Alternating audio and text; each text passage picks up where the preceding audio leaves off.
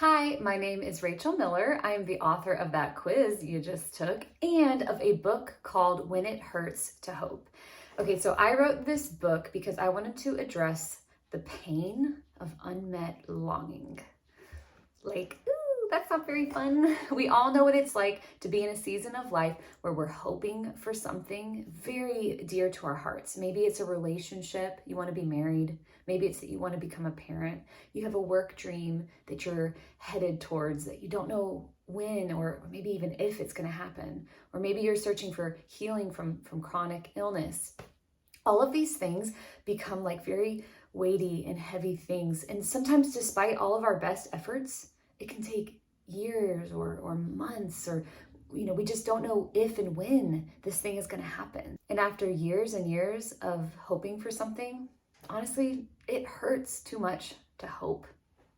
So I wrote this quiz to help us understand the ways that we cope with the pain and the discomfort of unmet longing. And you, my friend, got the fragile response. There's two ends of the spectrum we typically struggle with. One is the fragile response and one is the frozen response. In the frozen response, we are completely dead and out of touch with our longings. We don't even acknowledge them anymore because it's too painful.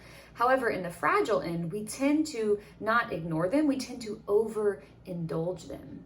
We become frantic and anxious and obsessive. We can't stop thinking about this. We can't stop solving for it. We don't know who we are, honestly, apart from this identity or this role that we're chasing. So I tend towards the fragile response. I know how it feels to be like anxious and spun up about something. So you're in good company. Now, I write about this a lot in chapter 10 of my book, where I talk about the problem of frozen and fragile and ultimately what you can do about that. However, right now, I want to leave you with 3 really practical tips. Number 1, I want you to picture yourself on a road trip, and this is your life. And this desire that you have, this hope you have, is a passenger in the car with you. Now, you are in the driver's seat. Remember, it's your life. However, the fragile response, what we tend to do is we allow this desire to so overpower us that we let it get in the driver's seat.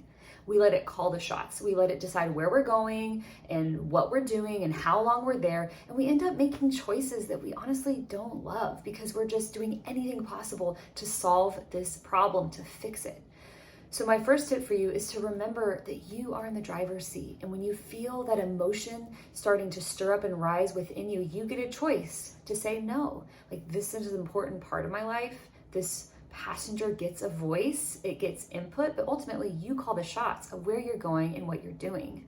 Number 2 is that I want to encourage you and remind you that your worth is not found in a role. It's not found in an achievement. If that work dream actually never happens, will you be okay? If you never get married, will you be okay? This forces us to ask some really hard questions. Like, what do we believe about ourselves? What do we believe about God? Ultimately, I believe that He, as your creator, is the only one who can define you and give you worth. These things we want are good things, but ultimately, they are not going to fix the deep ache that we have in our hearts that only the Lord can solve. And number 3 is sometimes when you're in this fragile state, you just need to get it out. You just need to go have a good cry. You might need to journal, get all of your thoughts out and remind yourself that you are still in the driver's seat. You need to go talk to a good friend who will listen, who won't get tired of you talking about this pain, talking about this issue, who will be there to encourage you and who will also speak some good truth to you. So number 3 is just get it out sometimes. You need to honor it and kind of move on with your day after you've paid attention to that longing. Hey, thanks for your time. It's really cool to connect with you. I don't know where you are, what you brought you here today, but I'm really grateful for you. And I'd love to stay in touch via email. My name's Rachel Miller. And like I said, my book, When It Hurts to Hope, it's actually available on Amazon. It comes out in March, but it's already available for pre-order today if you're interested in picking up a copy. All right, have a good one.